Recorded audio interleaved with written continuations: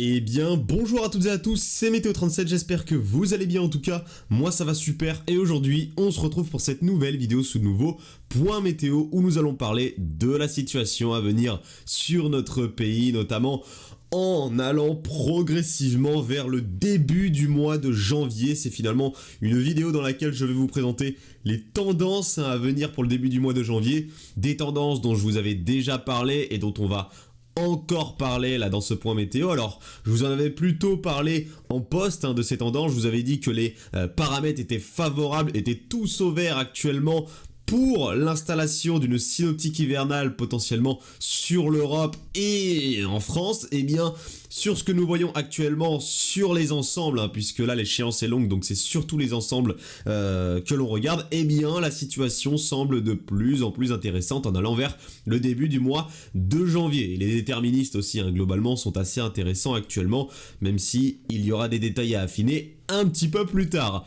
Alors, là on est sur le modèle GFS. Alors je vais vous montrer ce que nous modélise le modèle GFS, qui n'est absolument pas à prendre au pied de la lettre puisque l'échéance est lointaine.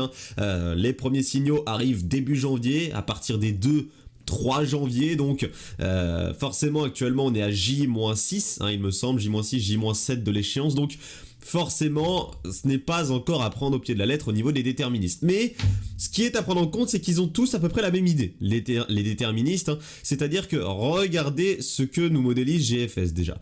On a une première dépression, vous voyez, qui se creuse au bon milieu ici de l'Atlantique Nord, qui se décale progressivement vers le Royaume-Uni et qui engendre une tempête tout simplement pour le Royaume-Uni et qui se décale vers la mer du Nord et la Scandinavie. Ça c'est le passage de la première dépression. D'ailleurs à l'arrière de cette première dépression, la masse d'air, vous voyez, polaire va se rapprocher de plus en plus de notre pays. On voit que, regardez, à l'avant de la dépression, la masse d'air polaire, elle reste cloîtrée au nord du Royaume-Uni. Et après son passage, elle descend progressivement, enfin elle descend même très rapidement vers l'Europe, tout simplement, vraiment l'Europe continentale juste ici. Et on a juste en dessous, plus au sud, une seconde dépression qui se creuse. Vous le voyez, alors sur le proche Atlantique, en somme, elle commence à se creuser sur le proche Atlantique et elle se décale progressivement vers notre pays pour nous donner une synoptique tout simplement à conflit neigeux. Et là, sur le modèle GFS, c'est un conflit neigeux qui arrive dès le 1er janvier. Bon, dès le 1er janvier, j'ai bizarrement du mal à y croire, mais il faudra voir évidemment au niveau des précisions, il faudra voir en s'approchant de l'échéance les détails, mais honnêtement, un conflit neigeux à partir du 1er janvier, j'y crois bof. Mais c'est ce que nous modélise le modèle GFS ce matin, avec donc cette dépression à 1000 hectopascales qui, regardez, permet, avec l'air froid qui s'est rapproché de notre pays, d'avoir un conflit de masse d'air entre la masse d'air polaire au nord de l'Europe et la masse d'air beaucoup plus douce au sud de l'Europe. Et donc regardez, dans ce conflit neigeux, nous avons dans un premier temps les Hauts-de-France et notamment le Nord-Pas-de-Calais, puis ensuite cette neige avec l'air froid qui déboule à l'arrière de la dépression, dans le retour d'occlusion,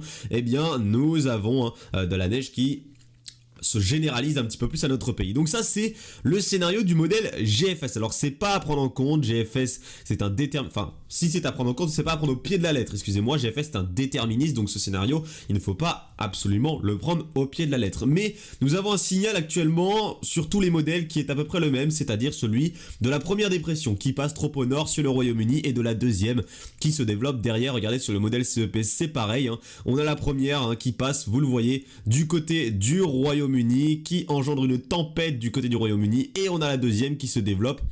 Mais là sur CEP, la différence avec GFS, c'est qu'elle se développe, vous le voyez, au niveau de la liaison entre la Manche et l'Atlantique, donc trop au nord, et qu'elle remonte en suivant tout simplement la Manche. Donc là, la dépression est trop au nord et n'engendre pas de conflit neigeux réellement sur notre pays, puisque, comme vous le savez, dans ces synoptiques à conflit neigeux, la neige, elle a lieu seulement au nord de la dépression, ici. Donc forcément, si vous êtes au sud de la dépression, là, vous avez un flux qui est orienté au sud-ouest, dans les basses couches, il fait trop doux, donc malheureusement vous n'avez pas de possibilité d'avoir de neige, donc pour avoir de la neige lors de ces synoptiques à conflit neigeux, il faut être au nord des dépressions et non pas au sud, malheureusement au sud il fait trop doux.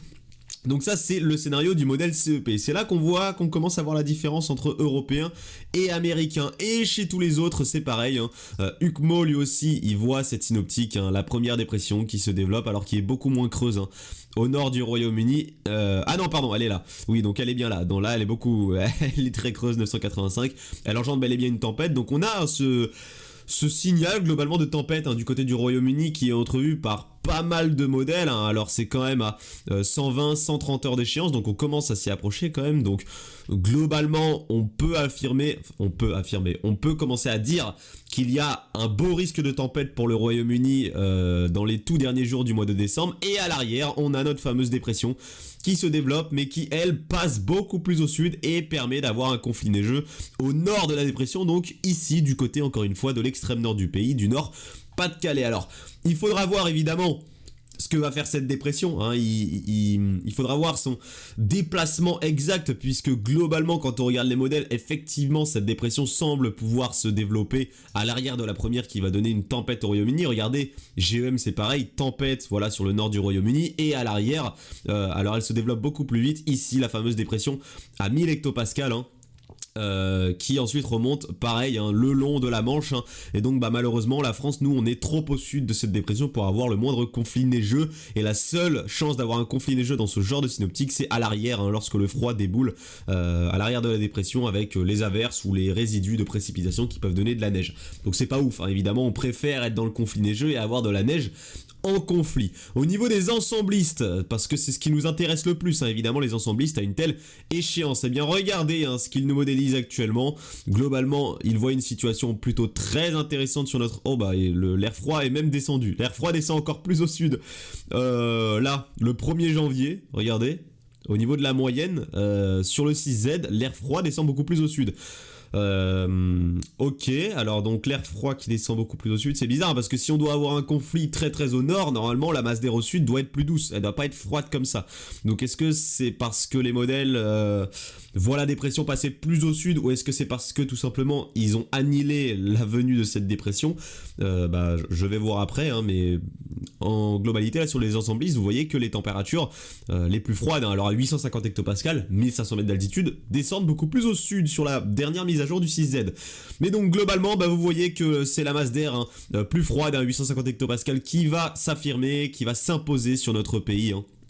On le voit très bien, et cela pourrait être potentiellement durable au niveau du froid sur notre pays. Alors on verra bien ça, voilà, c'est des signaux d'ensemblistes à long terme, on verra bien, on en reparlera évidemment, mais en tout cas on voit que l'ensembliste américain est quand même très optimiste sur un froid plutôt durable sur notre pays, et l'ensembliste européen qui n'était pas très optimiste ces derniers jours a beaucoup changé et est maintenant beaucoup plus optimiste au niveau de sa moyenne. Regardez à partir de début janvier. Alors lui, regardez, le 1er janvier, on voit que c'est qui fait très doux, et on voit que là on a beaucoup plus, je trouve, la synoptique à conflit neigeux qu'on retrouve sur GFS ou sur Huckmo, sur la moyenne de l'ensembliste américain, européen. Voilà, je trouve que sur l'ensembliste européen on a vraiment beaucoup plus cette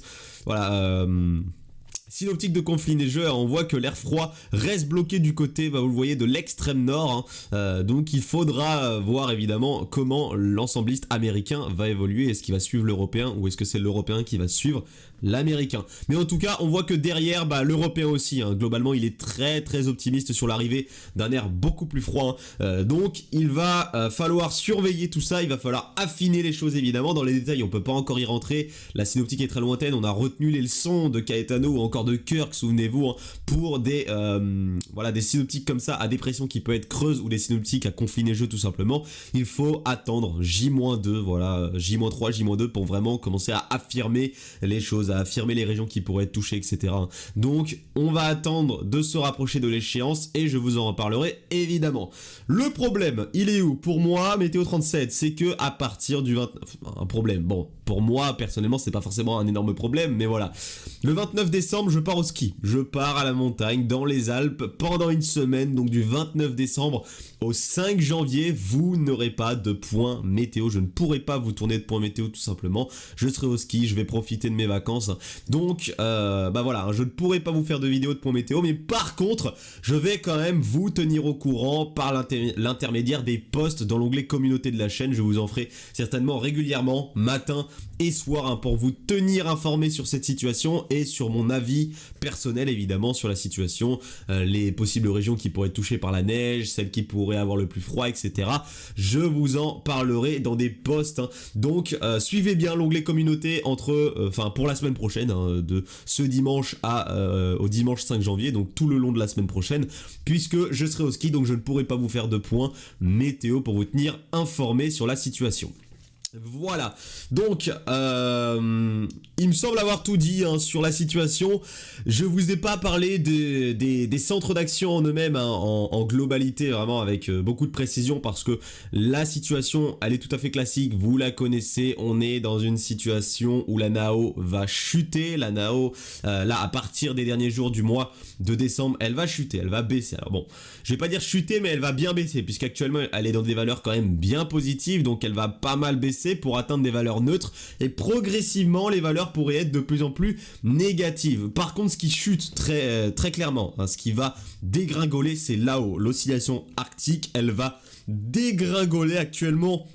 Sur les prévisions qu'on a au niveau des graphiques, c'est une véritable chute, hein. Elle tombe dans un canyon là-haut, vraiment c'est une chute spectaculaire, hein. Des valeurs de là-haut, on est sur des valeurs qui atteignent voilà, du -2, -3 quand même, hein, en moyenne, donc ça représente un vortex polaire qui sera à partir notamment du début du mois de janvier très affaibli, ce qui évidemment appuie ces hypothèses de plus en plus probables de froid aux moyennes latitudes, hein, que ce soit pour l'Amérique du Nord, hein, Canada, États-Unis, ou encore pour l'Europe, nous aussi, hein, avec ces possibilités de froid, avec les montées, globalement on le voit ici, de ces hautes pressions du côté de l'Atlantique. On a ces petites dorsales qui tentent de s'étendre vers le Groenland, vers l'Islande, et qui permettent effectivement à l'air froid polaire de tout simplement arriver dans les moyennes latitudes, hein, pouvoir atteindre l'Europe continentale dans des latitudes beaucoup plus au sud, hein. Donc on surveille la situation. Ce qui aussi appuie ces ces hypothèses de possibilité de retour de l'hiver actuellement, hein, ce sont les paramètres tous au vert dont je vous avais déjà parlé dans un précédent post, et ce sont les réserves d'air froid sur l'Europe du Nord. Les réserves d'air froid juste ici sur l'Europe du Nord vont être énorme à partir du 1er janvier, à partir tout simplement du début du mois de janvier. Ça va même commencer là dans les derniers jours de septembre. Ces réserves vont vraiment bien se mettre en place sur l'Europe du Nord, et donc à la moindre descente polaire, au moindre flux de nord, c'est une masse d'air très froide certainement qui pourrait s'infiltrer sur notre pays et faire littéralement chuter les températures.